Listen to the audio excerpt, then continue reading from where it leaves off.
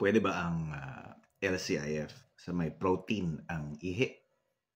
Sagutin natin yan.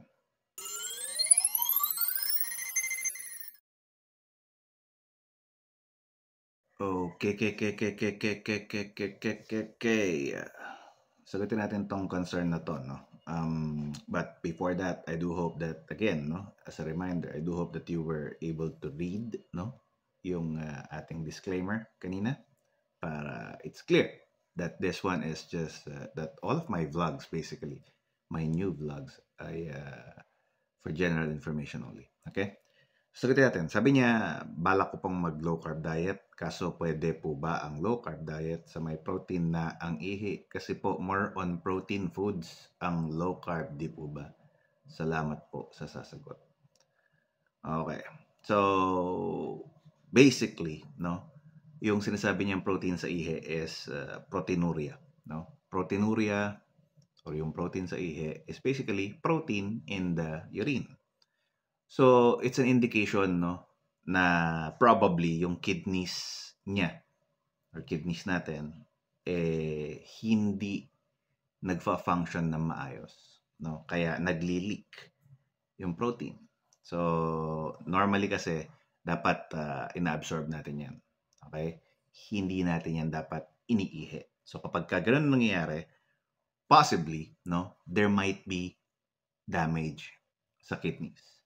So that being said, no, yung damage sa kidneys ay basically caused by carb and not protein. So kung bakit baka may damage yung kidneys mo, it is because of carbohydrates, more on carbohydrates and not protein. Again, paulit-ulit na ako dito. Carbohydrate is non-essential. No, hindi siya kailangan ng katawan natin for survival, hindi siya kailangan ng katawan natin for whatever reason. Protein, on the other hand, just like fats, no? Protein and fats are essential. Kailangan ng katawan natin yan. Kaya it's almost virtually impossible na ito yung cause, no? Kung bakit may damage yung kidneys. So, ang mga possible reasons, no, kung bakit may proteinuria ay maaring metabolic related, inflammation and immune related, and then of course other causes, no? Sa metabolic, it could be diabetes type 2, no? It could be high blood pressure, it could be obesity, it could be heart disease, no? Ito yung mga posibleng rason kung bakit baka may tama yung kidneys. And all of the things na sinabi ko just now ay basically caused by carb, not protein. Okay? Yung diabetes, high blood pressure, obesity, heart disease, these are all caused by eating carbohydrate. Okay? So, yung inflammation and immune-related naman, yung autoimmune disorders could be also the reason, no? Such as lupus, no? So, it could be a reason. Of course, obviously, autoimmune is something na hindi kayang i-address, no? Fully address, no? Ima-manage, yes, but fully address as in i-reverse o i-cure, i-address, no? Something na hindi kayang gawin ng LCIF. So could be the reason kung bakit medyo parang may tama yung yung kidneys, no? Autoimmune disorder.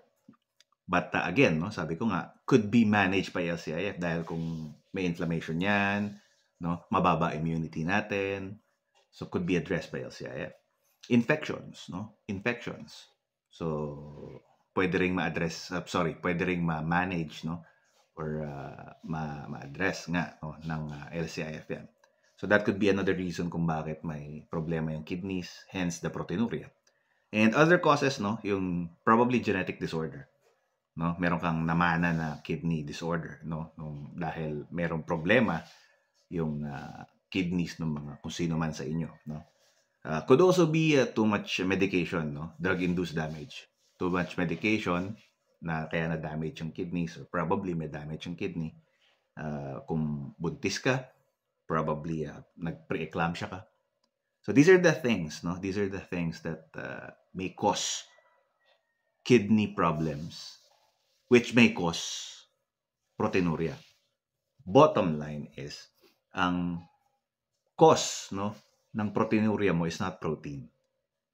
It's not eating protein. It's not eating essential protein. it's basically eating non-essential carbohydrate, which led to damage of the kidneys, yung mga pinagbabanggit ko kanina. Kaya probably meron kang proteinuria. So, as to your concern, no, na pwede bang mag-LCIF, no, pwede bang mag-low carb diet, yun nga yung rason kung bakit meron kang proteinuria to begin with. You're not doing LCIF. Hence, which is why you have proteinuria, no? So, again, hindi dahil sa sobrang dami ng pagkain ng protein ang proteinuria. Ang proteinuria is basically caused by, probably, most likely, kidney damage.